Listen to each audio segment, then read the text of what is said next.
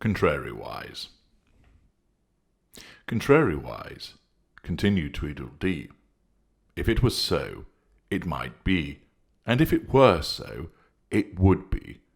But as it isn't, it ain't. That's logic. We narcissists are natural contrarians. Lesser and mid-range narcissists contradict themselves repeatedly and do so unaware. They are blinded to it by the narcissism which rewrites history and the operation of compartmentalization. The greater narcissists and the ultra know that we may well have contradicted ourselves, but we don't care.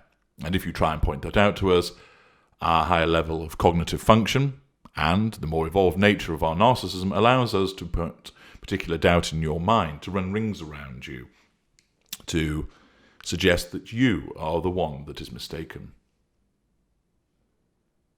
The logic explained by Tweedledee makes perfect sense to me, but I should imagine it wouldn't to you. Welcome to the logic of my world.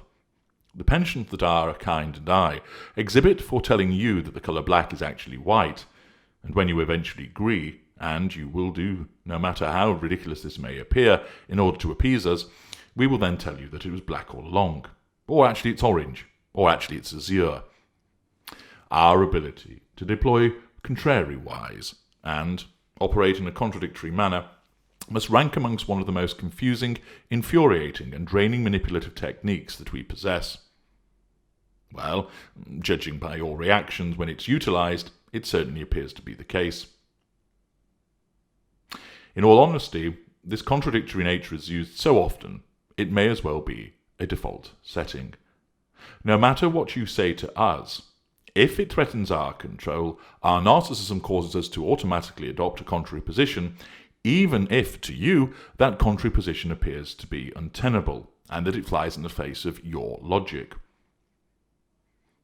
The narcissist will always find ways of undermining, denying, and deflecting what you are saying to us, more particularly if you are trying to make us look bad, prove we are wrong, or, in effect, because you are challenging our sense of control in some way. We simply cannot allow those things to happen. This is done for the lesser and mid-range narcissist instinctively, and for the greater narcissist and the ultra, we recognize what is happening, and therefore we recognize that control is being affected, and therefore we must respond in an appropriate manner to ensure that your threat is nullified.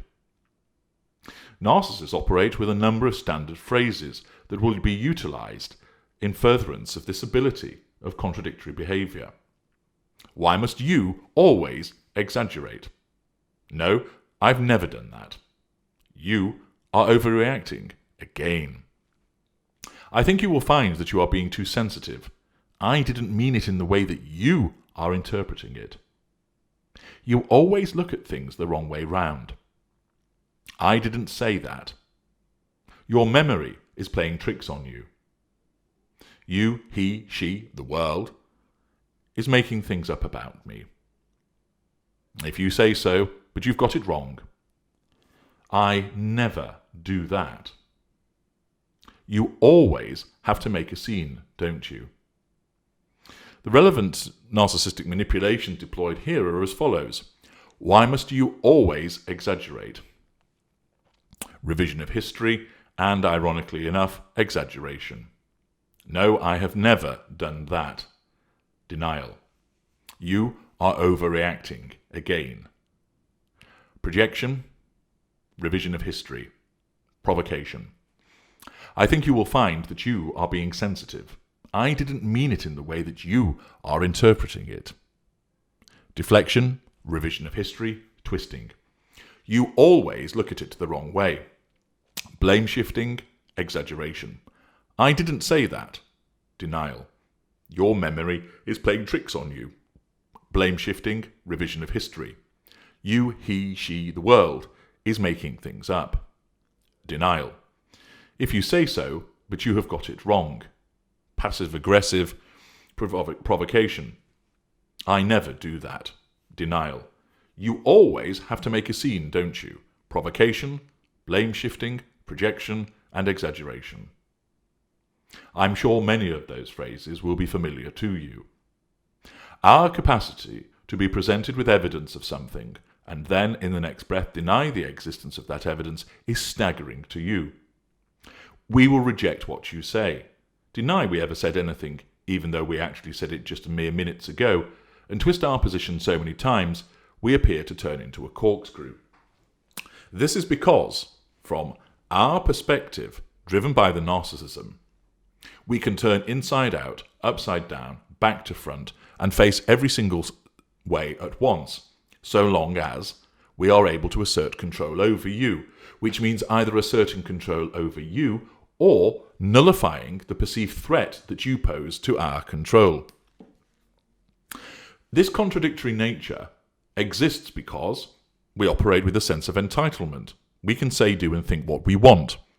We have no sense of accountability. Therefore, what was said 5 minutes ago melts into the ether unless we need to call it back again to prove our point. We compartmentalize. We operate, if you will, in 1 second ribbons, and each of those ribbons are only connected if our narcissism deems it appropriate. Otherwise, what happens in the first second is completely separate and distinct from what happens in the second second. And indeed, when we reach the second second, it's as if the first one never existed, unless, of course, we need it to have existed. This is crazy making to you. You cannot believe that somebody can just jettison in that way, but that is how our perspective works. Imagine, if you will, the situation with a baby. Babies often cry when their primary caregiver leaves the room. Why? Because in the mind of the baby, they believe that that person no longer exists, and that frightens the child. When they come back, the child smiles and everything is all right again. That's why children are fascinated by the game of peekaboo, that when that person's face disappears, it's as if they have gone. And then when they come back, just 1 second before alarm can settle with the child, delight appears. The child, in effect, their mind, because of the way that it is developed, compartmentalizes, so that they operate in the moment, not able to realize that the disappearance of that person isn't permanent. We operate with compartmentalization also, but for different purposes, for the purposes of enabling us to assert control. And so, something that happened 10 minutes ago never happened if the necessity of jettisoning it supports asserting control in the now. And that is why we are so easily able to contradict. The lesser and mid-ranges, it happens instinctively because that's the way the narcissism functions. And with greater and ultra, we do it quite readily because we simply don't care. And when you try to point out that we've contradicted ourselves, we just deny, deflect, and utilize all of the manipulations to ensure that you're wrong and we are right.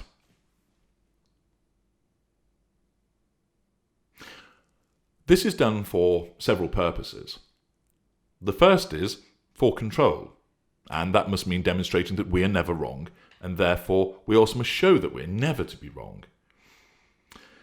From our perspective, you appear to have a fascination for trying to demonstrate to us that we're wrong about the things that we say and do, and of course that offends our notion of control, and therefore your stance is utter nonsense. We can't be wrong, and you have to accept that. Our use of contradictory behaviours enables us to ensure that we remain right and you remain wrong. That is entirely logical to us. If it's not, then it's your problem. You came into our world, so now you have to abide by its rules, the ones that we invent.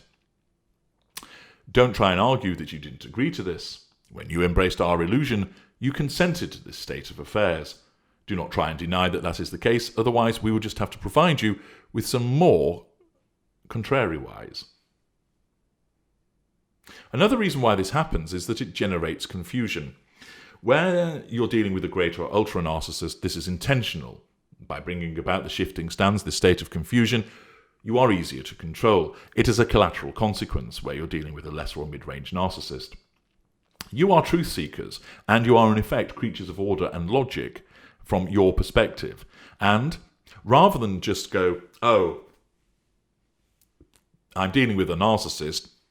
It's inherent in what he does that he contradicts himself. I'm not going to bother talking about this anymore and remove yourselves. You can't handle that. You need to make sense of our behaviour. And all that does is to serve to put your head in a spin. You can't help yourselves, by virtue of being truth seekers, to want to show us that we are wrong. You cannot accept that we are unable to see the point that you are making. We're lesser or mid-range, and whilst you're dealing with the greater or ultra, we can see the point, but we're never going to accept it, because to do so would be to give you control, and that cannot happen. You must be subjected to our rules, in our world, our logic, our reason. And your logic, your reason and sense rode out of town many moons ago. Adopting this approach of confusing you enables us to maintain control over you and makes you more malleable for our further manipulations. And of course, another reason why this contradictory behaviour is engaged in, purposefully and in a calculated fashion where greater or ultra, and as a instinctive response where lesser or mid-range, is of course down to our lifeblood, fuel. Your evident frustration, curses and desperation as you try to make us see that we are wrong, provides us with delicious dollops of fuel. You tear your hair out, repeat yourself, and raise your voice and collapse sobbing in frustration. It's all good fuel for us. No matter if you argued the point with the forensic precision of a top lawyer, we would twist the words so they achieve what we want and not what you want. To borrow from Lewis Carroll's fantastic writing, I leave you with the words of Humpty Dumpty, who was clearly a pioneer narcissist. Humpty Dumpty said, "When I use a word, it means just what I choose it to mean." And 'twas ever thus. We use words as we want them to, and they will mean whatever we want in order to maintain our control over you. And if that means that we appear contradictory to you, so be it. I'm H.G. Tudor. Thank you for listening.